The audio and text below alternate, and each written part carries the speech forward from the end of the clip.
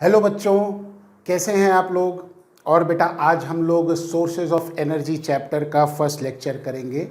बेटा sources of energy largely एक theoretical chapter है। बेसिकली इसके अंदर हम डिफरेंट फॉर्म्स ऑफ एनर्जी के बारे में हम पढ़ेंगे और कैसे उसका इस्तेमाल करते हैं in our daily day to day life, और कैसे उन चीज़ों का यूसेज करेंगे। और जैसे जैसे टाइम बढ़ रहा है बेटा, हमें एनर्जी की और ज़रूरत होती है। नए नए सोर्सेज ऑफ एनर्जी की हम लोगों ने खोज करी है और उसको हम अब इस्तेमाल करने लग गए हैं। तो जैसे जैसे चीज़ें आगे बढ़ेंगी वैसे वैसे हम बात करेंगे। चलिए इस चैप्टर में पहले तो बेसिकली कुछ डेफिनेशन की बात कर लें। सबसे पहले जैसा कि आप देख सकते हैं कि एनर्जी क्या है। बेटा क्लास 9th में आपने एनर्जी के बारे में पढ़ा था कि it is the capacity to do work, है ना। तो किसी भी वर्क को करने की जो कैपेसिटी होती है वो होती है एनर्जी। और एनर्जी हमें चाहिए इसीलिए क्योंकि हमें डेली डे टू डे अपनी रिक्वायरमेंट के हिसाब से कुछ हमें ज़रूरत होती है किसी वर्क की, तो वो हम करते हैं। तो capacity to do work is called as energy, है ना बेटा। और it has many forms of energy. जैसे कि आप जानते हैं कि electrical energy, mechanical energy, chemical energy, sound energy. तो इसमें कुछ एनर्जी का इस्तेमाल हम वर्क के रूप में कर सकते हैं, ठीक। And it has many forms which can be converted into work, जिसमें बहुत सारे ऐसे फॉर्म हैं जिससे हम वर्क आउटपुट निकाल सकते हैं। कन्वर्टेड इनटू वर्क आउटपुट कह दें, ज़्यादा बेटर रहेगा, है ना, ठीक। तो वो हमारे पास एनर्जी हो गई, ठीक है। अब बेसिकली एनर्जी का कन्वर्जन करना है कि इनटू वर्क, तो हमको बहुत सारे तरीके से हम उसको कर सकते हैं। सोर्सेज ऑफ एनर्जी, क्या क्या सोर्सेज ऑफ एनर्जी हैं। There are many sources. इसको थोड़ा सा ऊपर कर दें। There are many sources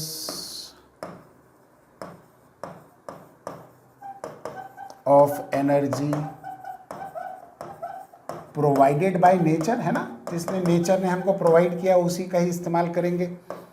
Provided by nature and some of these sources are used by humans. हम लोग ही तो इस्तेमाल करेंगे, ठीक है।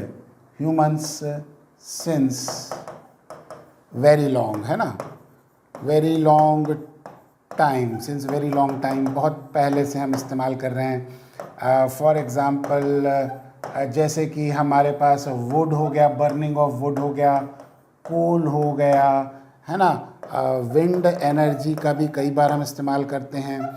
वाटर एनर्जी का भी इस्तेमाल करते हैं। सोलर एनर्जी का पहले तो थोड़ा सा चीज़ों को गर्म करने के लिए इस्तेमाल होता है, लेकिन आजकल एक नई टेक्नोलॉजी के ऊपर बेस्ड हम वर्क करते हैं, है ना। तो बेसिकली कई तरह के, जैसे वुड हो गया, कोल हो गया, ये सब बेसिकली मेनली बहुत कॉमन तरह के हो गए। और कई नई तरह के भी हो गए, जैसे कि सोलर एनर्जी हो गई, है ना। ओशियन भी हमें एनर्जी देता है, तो वो भी हमारे पास एनर्जी का फॉर्म हो गया। ओशियन एनर्जी भी हम कह सकते हैं। ये वेरियस टाइप्स ऑफ एनर्जी हो गई जिसको हम इस्तेमाल कर सकते हैं in order to do work, ठीक। अब ये जो बड़ा चीज़ है ये बड़ी इंपॉर्टेंट है, what are the good sources of energy. क्योंकि कई बार क्या होता है बेटा, क्वेश्चन में इस तरह से पूछा जाता है कि this is what are the features of the good sources of energy. तो वो जानना ज़रूरी है क्या क्या गुड सोर्सेज ऑफ एनर्जी के फीचर्स हैं, ठीक है। पहली चीज़, it should be easily accessible, आसानी से मिल जाए। भाई आपको रात में मान लीजिए चाय पीनी है, तो आप घर में जाएंगे, गैस जलाएंगे, चूल्हा जलाएंगे, ऑन करेंगे, चाय बना के पी लेंगे, ठीक है। या फिर आप इलेक्ट्रिक हीटर चलाएंगे और चाय बनाएंगे, पी लेंगे। अब ऐसा तो है नहीं कि भाई सकल सुबह सूरज निकलेगा फिर हम देखेंगे, फिर हम उस चाय को गर्म करेंगे, फिर पिएंगे। वो ईजिली एक्सेसिबल नहीं है। या रात में आप जंगल में जाएंगे, लकड़ी काट के लाएंगे और चाय बनाएंगे, तो वो भी ईजिली एक्सेसिबल नहीं है। ईजिली एक्सेसिबल का मतलब क्या हो गया कि आसानी से जो हमको मिल सके, अवेलेबल हो, और आसानी से हम उसको यूज़ कर सकें। ठीक, तो पहला पॉइंट तो ये हो गया। दूसरा पॉइंट क्या हो गया, it should be convenient to use, easy to store and transport. बेटा यूसेज उसका कन्वीनियंट होना चाहिए, है ना। कई बार क्या होता है कि लकड़ी जलाने पे धुआं भी आता है घर के अंदर, बहुत सारी चीज़ें होती हैं, कन्वीनियंट नहीं होता है। तो हम इसीलिए आजकल क्या करते हैं, गैस का चूल्हा इस्तेमाल करते हैं। पहले के ज़माने में खाना जो बनता था वो लकड़ियों पे बनता था। ठीक, तो convenient to use, easy to store. अब गैस का सिलेंडर है, इजी स्टोरेज है, महीने भर चलेगा, आपको पता है। Convenient to use and transportation, यानी कि ऐसा नहीं कि बहुत बल्कि हो गया और ट्रांसपोर्टेशन बड़ा मुश्किल हो गया, जंगल से काट के ला रहे, पैदल सर के ऊपर रख के ला रहे, तो वो भी हमारे पास ज़रूरी चीज़ हो गई। थर्ड बात, it should be capable of delivering desired quantity of energy at steady rate over a longer period of time. बेटा एक जो जिसको हम कहते हैं ना कि एनर्जी की एक डिजायर्ड क्वांटिटी चाहिए भाई।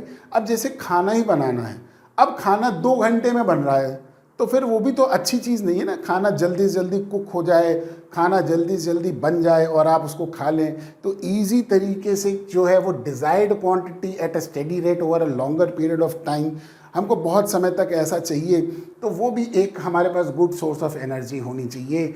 और लास्ट वाला जो पॉइंट है बहुत ही इंपॉर्टेंट है, इकोनॉमिकल होना चाहिए। आप पता चला बाजार से ऐसा फ्यूल खरीद के ला रहे हैं जो बहुत महंगा है। अब महंगा है तो फिर आपको कोई लिए इकोनॉमिकल नहीं है ना, तो क्यों हम इस्तेमाल करेंगे भाई, क्योंकि हमें अल्टीमेटली फ्यूल का इस्तेमाल करना है, जलाना है, तो सोर्सेज ऑफ एनर्जी वो होनी चाहिए जो कि बहुत ही अच्छी इकोनॉमिकल और सोर्स ऑफ एनर्जी हो। ठीक है, तो अगर आज जैसे कि हम गैस का चूल्हा इस्तेमाल कर रहे हैं, कल कुछ और चीज़ आ जाएगी तो हम उसको इस्तेमाल करेंगे, अगर वो इकोनॉमिकल हो गई, इजी टू यूज़ हो गई, या ये सारे फीचर्स को कंटेन करती है। ठीक, चलिए अब हम एक फ्लो चार्ट देखेंगे कि सोर्सेज ऑफ एनर्जी को हम कैसे डिफाइन करते हैं 2 पार्टों में, जिसको हम कहते हैं कन्वेंशनल और non conventional source of energy. क्या होती है ये कन्वेंशनल और नॉन कन्वेंशनल, इसको पहले समझेंगे।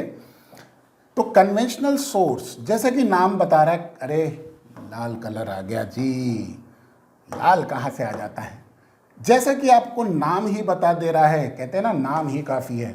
तो कन्वेंशनल सोर्स क्या कहता है साहब, कन्वेंशनल सोर्स ये कहता है कि जो कन्वेंशन है, मतलब बहुत पहले से चला आ रहा है ना, तो it has been used since ancient times और हमको बड़ा इजीली अवेलेबल होता है, उसको हम कहते हैं कन्वेंशनल सोर्स।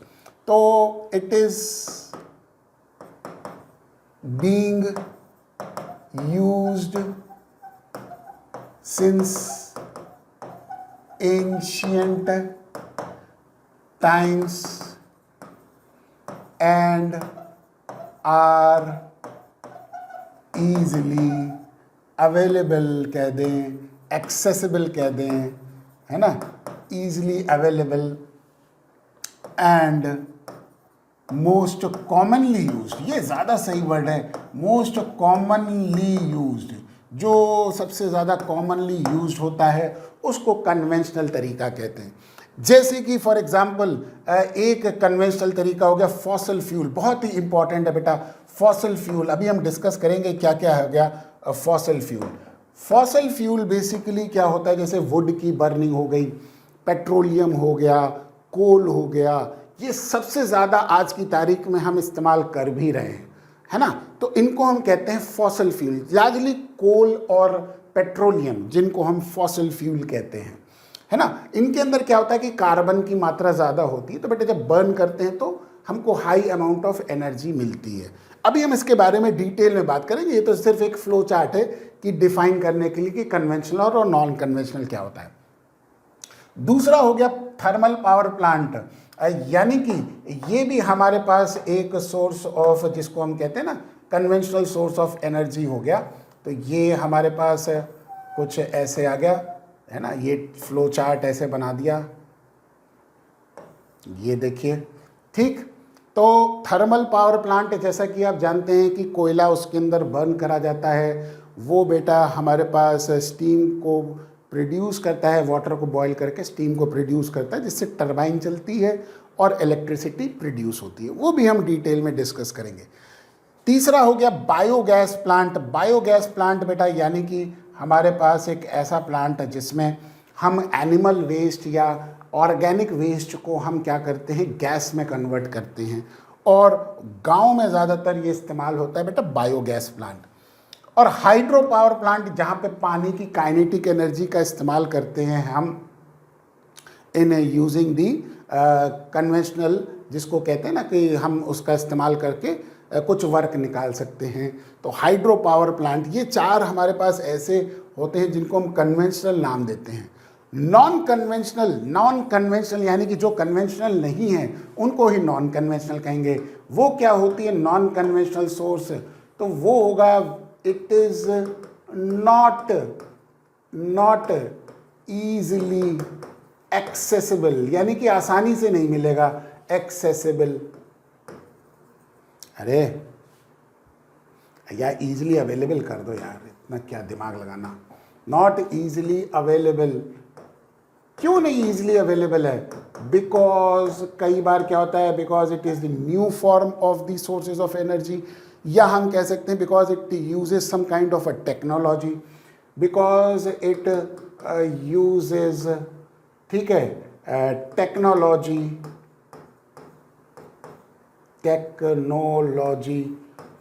टू एक्सट्रैक्ट, है ना, work from these energy. Not easily available है ना, बिकॉज क्योंकि वो टेक्नोलॉजी का इस्तेमाल होता है, कॉमनली नहीं है, तो नॉट कॉमनली यूज्ड, ये भी कह सकते हैं कि it is not commonly used, है ना। हालांकि अब थोड़ा सा कॉमन हो रहा है धीरे धीरे, जैसे जैसे चीज़ें डेवलप हो रही हैं बेटा, हम लोग नए नए वर्ल्ड में जा रहे हैं और नई नई टेक्नोलॉजी डेवलप हो रही है, वैसे वैसे चीज़ें बढ़ रही हैं। जैसे कि फॉर एग्जांपल, अब इसमें कुछ एग्जांपल हो गए, जैसे कि सोलर एनर्जी, है ना। आज से करीब 20 साल पहले आप देखेंगे कि कोई भी सोलर पावर प्लांट नहीं होता था, बहुत कम होते थे। अब आजकल देखिए घरों में भी लगने लग गया है ना। और मैंने कई बार एक वीडियो भी बनाया कि सोलर एनर्जी का हम कैसे इस्तेमाल करते हैं, है ना। तो सोलर एनर्जी का इस्तेमाल हम कर सकते हैं in the form of non conventional तरीके से, इसको हम नॉन कन्वेंशनल तरीका कहेंगे। ये हो गया नॉन कन्वेंशनल तरीका। न्यूक्लियर एनर्जी, जहाँ पे हम क्या करते हैं, रेडियो एक्टिव मटेरियल जैसे कि यूरेनियम हो गया, प्लूटोनियम हो गया, उसको हम इस्तेमाल करते हैं in the form of nuclear reactor के अंदर। वो भी बहुत टेक्निकल चीज़ है, तो आसानी से वो एनर्जी का सोर्स हमारे पास नहीं बन पाता, क्योंकि टेक्नोलॉजिकली वो बहुत ज़्यादा एडवांसमेंट की ज़रूरत होती है। ओशियन एनर्जी, बहुत तरह की एनर्जीज होती है ओशियन में, जिसका भी हम एक्सट्रैक्शन करते हैं, वो भी नॉन कन्वेंशनल हो गया। और जियोथर्मल एनर्जी, कई बार क्या होता है कि जो वॉल्केनिक एक्टिविटी है, जो अर्थ के अंदर जो हीट है ना, उसको जियोथर्मल कहते हैं, उसका हम इस्तेमाल जब हम करते हैं तो वो भी नॉन कन्वेंशनल के अंदर आता है। तो ये हो गए various types of the sources of energy, जिसका एक ब्रॉड क्लासिफिकेशन हमने कन्वेंशनल और नॉन कन्वेंशनल के फॉर्म में किया है ना। तो अब इसका ये देखिए, ये चार हमारे पास तो हो गए। एक और भी हो सकता है विंड एनर्जी, जिसको हम यहाँ पे डाल सकते हैं। तो विंड एनर्जी भी हम इस्तेमाल कर सकते हैं, क्योंकि ये भी बहुत कॉमनली नहीं है, तो ईजिली एक्सेसिबल नहीं है, इसमें भी टेक्नोलॉजी की ज़रूरत पड़ती है। तो ये भी आपकी नॉन कन्वेंशनल फॉर्म में भी आ जाती है, विंड एनर्जी। ठीक, तो ये तो हो गए हमारे पास सोर्सेज ऑफ एनर्जी। चलिए नेक्स्ट देखते हैं। अब हम बात करेंगे फॉसिल फ्यूल क्या होता है। जैसे कि आप देख रहे हैं कि पीछे हम लोगों ने कन्वेंशनल तरीके में जो फर्स्ट बात कही थी, मेनली फॉसिल फ्यूल की बात करी थी। क्या होता है ये फॉसिल फ्यूल, उसको समझते हैं। तो इट इज़ द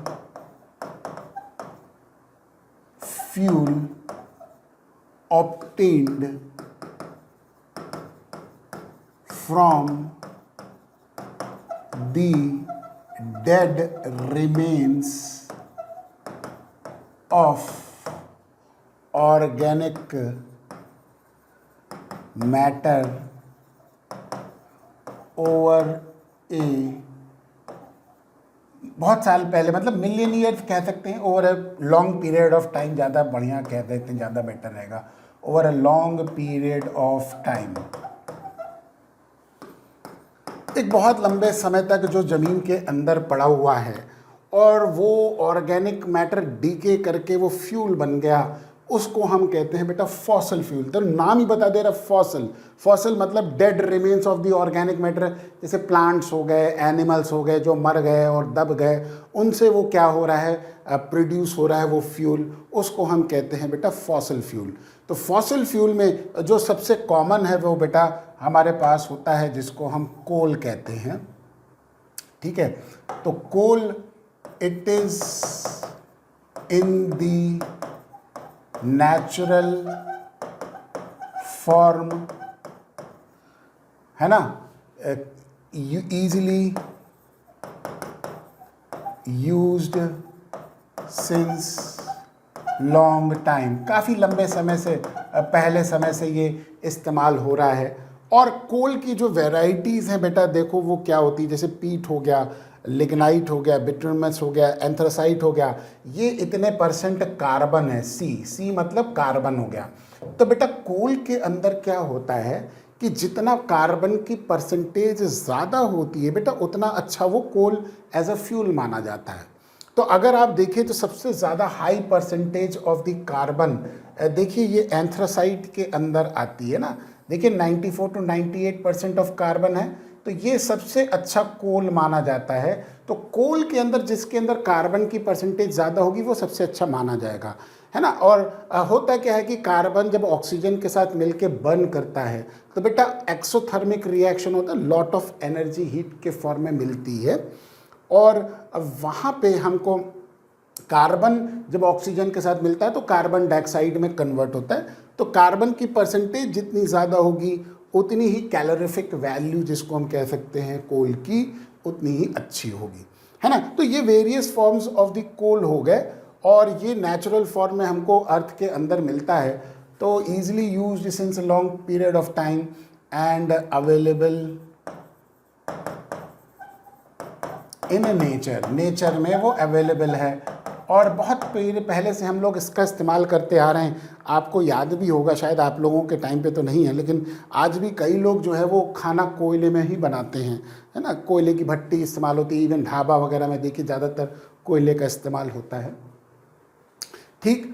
तो यूजेस क्या क्या यूजेस है, और मेनली तो हमको ये देखना है कि कोल का यूसेज क्या है और ड्रॉबैक्स क्या है, बेसिकली कैसे वो हम क्या इस्तेमाल कर सकते हैं और क्या उसके ड्रॉबैक्स है। ड्रॉबैक्स का मतलब बेटा डिसएडवांटेज हो गया, है ना, कि क्यों हम नहीं इस्तेमाल करना चाहते, और हम देखिए इंसान बेटर तरीके की फ्यूल को हमेशा खोज करने में लगा हुआ है, लेकिन बेटर फ्यूल का मतलब ये भी होना चाहिए कि वो इकोनॉमिकल भी हो हमारे लिए, ठीक। तो used as a fuel in cooking, ये सबसे ज़्यादा इस्तेमाल होता है ना। और देख भी सकते हैं कि आप कुकिंग पर्पज़ में इंडिया के अंदर अभी भी कोयले का इस्तेमाल होता है, ठीक। Producing electricity in thermal power plant, बेटा ये देखिए थर्मल पावर प्लांट के अंदर आज भी कोयले का इस्तेमाल होता है, लेकिन कई ऐसे थर्मल पावर प्लांट हैं जहाँ पे बेटा कोयले का यूसेज जो है वो कम कर दिया गया है, और धीरे धीरे ये फॉसल फ्यूल है तो बेटा इसकी क्या है खपत भी ज़्यादा हो रही है, और नेचर में इसकी क्वांटिटी धीरे धीरे कम भी हो रही है, ठीक। और ट्रांसपोर्टेशन बड़ा चैलेंजिंग टास्क है इसका, और ईजिली ट्रांसपोर्टेशन नहीं है, हैवी होता है, रॉक के फॉर्म में होता है, तो ईजिली अवेलेबल नहीं हो सकता, ट्रांसपोर्टेशन में प्रॉब्लम आती है, ठीक। तो अब हम थर्मल पावर प्लांट में क्रूड नैफ्ता का इस्तेमाल करते हैं, धीरे धीरे कर रहे हैं, लेकिन अभी भी लार्जली वो इस्तेमाल होता है थर्मल पावर प्लांट में। Manufacturing industrial fuel gases such as water gas, producer gas, ये इंडस्ट्रियल गैसेज होती हैं जिनका इस्तेमाल हम करते हैं, और ये हम मैन्युफैक्चर करते हैं इसी कोल से। दूसरी चीज़ हो गई सिंथेटिक पेट्रोल और नेचुरल गैस, इसका भी हम प्रोडक्शन करते हैं कोल से। तो आजकल कोल का डायरेक्ट यूसेज ना करने की बजाय हम इन फॉर्म्स में यूसेज करते हैं। मैन्युफैक्चर कोक, बेटा कोक हमारे पास हाई कार्बन परसेंटेज का कोल होता है, और जो कि क्या होता है धुआं नहीं देता, कम धुआं देता है, धुआं तो ज़ीरो तो नहीं देता लेकिन कम धुआं देता है, तो उससे क्या है कि स्मोक कंटेंट जो है वो कम से कम हो जाता है, तो उसको कहते हैं कोक। ठीक, ये तो यूसेज हो गया। अब 5 यूसेज हो गए, बहुत है मेरे ख्याल से। ड्रॉबैक्स क्या है कि कोल का इस्तेमाल क्यों नहीं करना चाहते, वो बात है। डर्टी फ्यूल सबसे ज़्यादा अच्छी चीज़, हाथ पकड़ लिया कोई, कहते ना कोयले में हाथ काला करना, तो कोयला छू के हाथ पूरा, हाथ काला, मुंह काला, सब कुछ काला हो जाता है, डर्टी फ्यूल है ना। आप कोयले का इस्तेमाल करके फिर आपको पता चला नहाना धोना पड़ रहा है, ऐसा फ्यूल का क्या मतलब है। डिफ़िकल्ट टू हैंडल करना बड़ा मुश्किल होता है। कई बार क्या है कि कोयला आसानी से जलता नहीं है, उसके ऊपर हमको एडिशनल मिट्टी का तेल डालना पड़ता है, पेट्रोल डालना पड़ता है, जिससे वो बर्न करता है, डायरेक्टली जलता नहीं है। Causes of pollution, lot of pollution. आज की तारीख में पोल्यूशन एनवायरनमेंट को बहुत ख़राब कर रहा है, और अब हम लोग बहुत अवेयर हो गए हैं और ऐसी सोर्सेज ऑफ एनर्जी का इस्तेमाल करते हैं जो पोल्यूशन को ना दे। और प्रोड्यूस एशेस, एक एशेस जैसी चीज़ को प्रोड्यूस कराता है वो, उसको फिर हमको हैंडल करना पड़ता है। तो ये कुछ ड्रॉबैक्स हो गए जो कि कोल के हो गए, पर्टिकुलरली कोल के हो गए। तो फॉसिल फ्यूल की कैटेगरी के अंदर ये कोल आता है, जिसको फर्स्ट कैटेगरी का नाम देते हैं, पहला पार्ट है ना, फॉसिल फ्यूल में कोल आता है। ठीक, दूसरा तरह का फॉसिल फ्यूल होता है जिसको हम पेट्रोलियम कहते हैं। नेक्स्ट तरह का जो फॉसिल फ्यूल है वो बेटा पेट्रोलियम है ना। हम लोग बहुत कॉमनली इस्तेमाल करते हैं, और जैसा कि आप जानते हैं कि बहुत वाइडली यूज़ होता है आजकल, जो गाड़ियों में भी पेट्रोल की कार, डीजल की कार बहुत ज़्यादा जो है इस्तेमाल होता है, पेट्रोलियम प्रोडक्ट के ऊपर बहुत डिपेंडेंट होते हैं, है ना। तो ये भी एक फॉसिल फ्यूल है। और ये कैसे हुआ कि एक्चुअल में क्या है कि it is naturally occurring dark coloured oily liquid. जो पेट्रोलियम होता है वो ज़मीन के अंदर होता है बेटा, उसको रिफाइन किया जाता है, और रिफाइन करके वेरियस पेट्रोलियम प्रोडक्ट्स बनाए जाते हैं। और बेसिकली क्या हुआ क्या कि ये पेट्रोलियम प्रोडक्ट्स बेसिकली जो होता है, जैसे कि आपको पता है कि बहुत सारे पहले जो एनिमल फॉसिल थे या प्लांट के फॉसिल्स थे जो भी, उनके अंदर बैक्टीरियल डिकम्पोजिशन हुआ over a long period of time, millions and millions of years ago, high pressure earth के अंदर, और एक बैक्टीरियल डिकम्पोजिशन की वजह से ये पेट्रोलियम प्रोडक्ट जनरेट हुआ, है ना। तो आज की तारीख में हम पेट्रोलियम को अर्थ से क्या करते हैं, निकालते हैं, और उसको फिर रिफाइन करके उसको बहुत सारे पेट्रोलियम प्रोडक्ट के फॉर्म में बनाते हैं, जिसमें सबसे कॉमनली होती है बेटा पेट्रोलियम गैस, जिसको हम LPG का नाम देते हैं, है ना, लिक्विड पेट्रोलियम गैस, जो एक बहुत कॉमन फॉर्म में हमारे पास होती है। वैसे तो और भी तरह की गैसेस होती हैं, लेकिन वो इंडस्ट्रियल यूजेस के लिए होती हैं। दूसरा गैसोलीन, जिसको आप पेट्रोल कहते हैं नॉर्मल, जो आपके ऑटोमोबाइल के अंदर भरा जाता है। कैरोसिन, जो कि फ्यूल के अंदर इस्तेमाल होता है। डीजल ऑयल, ये भी इस्तेमाल होता है। लुब्रिकेटिंग ऑयल, जिसको हम इंजन ऑयल भी नाम देते हैं ना बेटा, कई बार इंजन ऑयल डालते हैं गाड़ियों में, जो कि लुब्रिकेशन पर्पज से होता है ना। तो वो सारी चीज़ें भी इसी पेट्रोलियम के प्रोडक्ट हैं, और हम क्या करते हैं, फ्रैक्शनल डिस्टिलेशन करते हैं इस पेट्रोलियम का, उससे हमको क्या करता है, ये सारे प्रोडक्ट्स मिलते हैं। पैराफिन वैक्स का भी हम इस्तेमाल बहुत कॉमनली करते हैं। तो ये सारी चीज़ें पेट्रोलियम से ही आती हैं, और आज भी हम लोग बहुत डिपेंडेंट हैं पेट्रोलियम प्रोडक्ट के ऊपर। लेकिन वंस अगेन ये फॉसिल फ्यूल है बेटा, तो धीरे धीरे कंजम्पशन से इनकी जो खपत हो रही है वो कम हो रही है। मतलब कहने का मतलब ये है कि अर्थ के अंदर ये अब हमारे पास क्वांटिटी जो है वो ख़त्म होती चली जा रही है, और ज़्यादा समय तक ये हम फॉसिल फ्यूल का इस्तेमाल नहीं कर सकते, क्योंकि ये रिन्यूएबल सोर्स नहीं है। एक बार हमने इस्तेमाल कर लिया, दोबारा रिन्यू नहीं होगा। ठीक, LPG गैस, जिसको हम पेट्रोलियम गैस कहते हैं, घरों में बड़ा कॉमनली यूज़ होती है, आज भी बहुत हम लोग इस्तेमाल करते हैं। आपके भी घर के अंदर कुकिंग जो हमारे पास गैस होती है, उसको LPG गैस के फॉर्म में ही लेते हैं। क्या कारण है, ये 5 मेन कारण है जिसकी वजह से आज भी हम LPG गैस का इस्तेमाल करते हैं। बेटा हाई कैलोरीफिक वैल्यू होती है। कैलोरीफिक वैल्यू का मतलब क्या हो गया कि जहाँ पे मास से एनर्जी कितनी मिलती है, वो रेशियो जो होता है उसको हम कैलोरीफिक वैल्यू कहते हैं। तो हाई कैलोरीफिक वैल्यू यानी कि जब ये बर्न करती है तो high huge amount of heat energy release करती है। नीट एंड क्लीन फ्यूल, साफ सुथरा फ्यूल है, कहीं पे भी कोई प्रॉब्लम नहीं आती, किसी तरह का कोई पोल्यूशन नहीं देती ये गैस, है ना, easy and convenient to use होता है, ट्रांसपोर्टेशन इजी होता है, घर के अंदर गैस का सिलेंडर लगा हुआ है, चूल्हा है, आप ज़रा सा स्पार्क जलाइए, जला के चूल्हे से खाना वाना बना लीजिए। Does not produce harmful gases on combustion, ये भी नहीं है जैसा कि कोल के केस में होता है, बहुत सारी गैसेज होती हैं, है ना, और जिसकी वजह से हार्मफुल हमारे पास फिनोमेना आता है उनके कंबस्टन से। तो बेटा आज हम लोगों ने सोर्सेज ऑफ एनर्जी चैप्टर हम लोगों ने बेटा शुरुआत करी है, जिसके अंदर आज हम लोगों ने मेनली फॉसिल फ्यूल के बारे में बात करी है। नेक्स्ट क्लास में हम और तरह की सोर्सेज ऑफ एनर्जी के बारे में बात करेंगे और उनके यूसेज और उनके तरीके को सीखेंगे। चलिए, thank you so much, have a nice day.